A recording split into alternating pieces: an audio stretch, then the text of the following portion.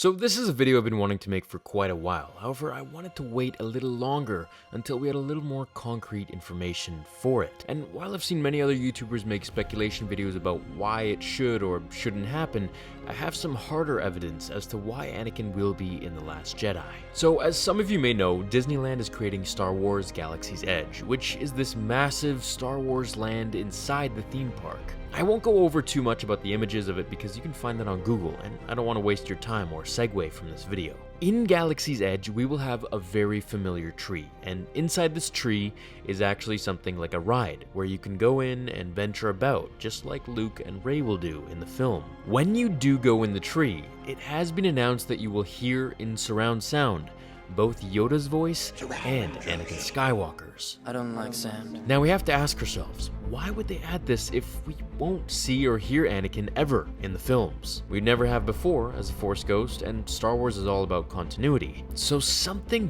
big is coming here. In the film, it's rumored that Rey will be surrounded by glowing orbs, much like Yoda was in the Clone Wars. Now, Hayden has been spotted at Pinewood Studios. Okay, wait 1 second. There we go. Now, Pinewood Studios is where they record most of the audio and things like that for the Star Wars movies. Frank Oz was seen as being there, who voices Yoda. According to news sources, it's been mentioned that he was put on a physical regimen to get himself prepared for the role. Now, if he was meant to do just audio, it wouldn't make much sense for him to be getting in any better shape, would it? Also, at Celebration, it was his first time returning in over a decade.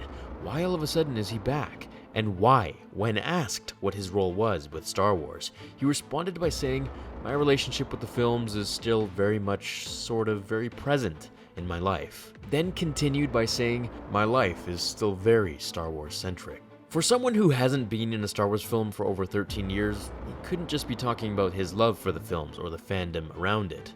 Not with that comeback. Also, check this concept art for The Force Awakens. Anakin was supposed to return as half good and half Darth Vader through means as a Force ghost. However, it was later scrapped during filming, but saved for later projects, like in Episode 8. Now, for those who watched my Snoke's lightsaber theory video, remember that mysterious emailer who would send me supposed plot leaks and insider info? Here's what he had to say about Anakin's role in The Last Jedi. His experience will become essential to the story. Close your eyes and imagine swelling John Williams' music and themes. Anakin closes his eyes, glowing like a soft, flickering candle. He reminisces about the beauty and love he felt for Padme. He convoys a boyish puppy dog love about the little things he noticed that she did. The way she'd brush her hair from her forehead. This visit to Luke, or will this happen to Ben, he writes, is not a big elaborate revealing of the Force, but more of a little anecdote and a glimpse into the euphoria of the Force. Anakin and Luke will have met before.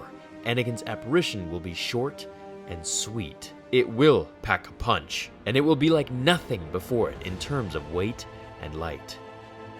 So, from where we left Luke, his relationship with his father had just begun, and the fact that we saw Luke acknowledge Yoda, Obi-Wan, and Anakin in the forest at the end of Return of the Jedi, we know that he's been speaking to them during this entire time, learning and advancing his abilities with the Force and his understanding of the Jedi ideology. Which is why we have this sudden panic of, why now do the Jedi have to end? Well, it's because we have about 20 years here, which we haven't seen, and we don't know what Luke has been going through. It has also been said that he has now doubted the teachings of Obi-Wan, Yoda, and Anakin for that matter.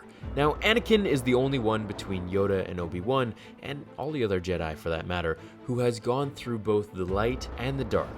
And I want to put more of an emphasis on the word gone through, because he has literally gone through both different sides of the Force, and now has become a Force ghost. Now, when you become a Force ghost, as Qui-Gon has said, it's not just because you're part of the light side of the Force, but rather you become one with the Force. And because Anakin has gone from the light to the dark and now become neutral, just one with the Force, it is that reason that he became a Force ghost. And that is what Yoda and Obi-Wan learned.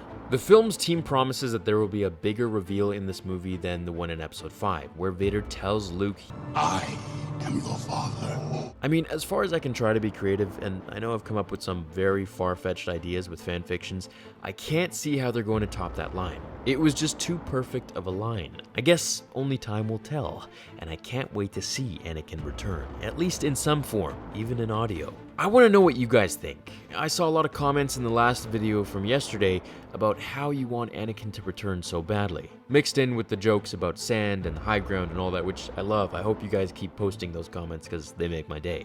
But I really want to know what you think about Anakin returning, and would you be okay with him returning as just a Force voice, kind of like how Qui-Gon can do? It is I, Qui-Gon Jinn. That's still pretty cool with me. I'd love to see him or hear him or have some sort of a touch on the last prequels. So write in the comments right now and let me know. I wish you all a great day or night, and I'll see you all in the next episode of Star Wars Theory. Until then, my fellow Jedi and Sith friends, remember, the Force will be with you, always. Now, fulfill your destiny.